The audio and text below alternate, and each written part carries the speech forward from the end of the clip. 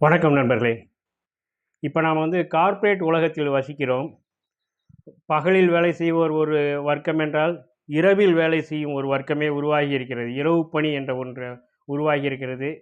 அதுவும் நம்ம ஒரு மாநகரங்களை, சென்னை போன்ற மாநகர்களை பார்க்கும்போது, இரவு நேரத்தில் பார்க்கும்போது, அந்த மாநகர சாலையிலே அந்த ஒரு வித்தியாசத்தை பார்க்கலாம். இரவு பணி செய்வோரின் நடமாட்டங்களை பார்க்கலாம். அது குறித்த ஒரு பதிவு தான் இந்த கவிதை. எனது அம்மாவின் கட்டைப்பை என்ற கவிதை தொகுப்பிலிருந்து இதோ கேட்டு ரசியுங்கள். நள்ளிரவு மாநகர சாலையில் பயணித்திருக்கிறீர்களா?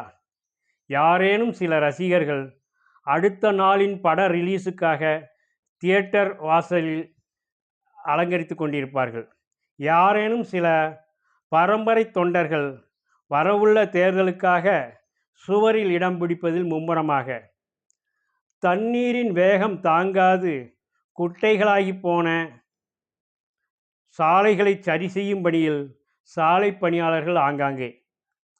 தள்ளுவண்டி இட்லி கடையின் மொத்தமும் விற்று தீர்ந்தபின் பாத்திரங்களை கழுவி எடுக்கும் களைத்த பெண்மணி. குளிரூட்டப்பட்ட அறைக்குள் ஓயா இரவு பணியிடையே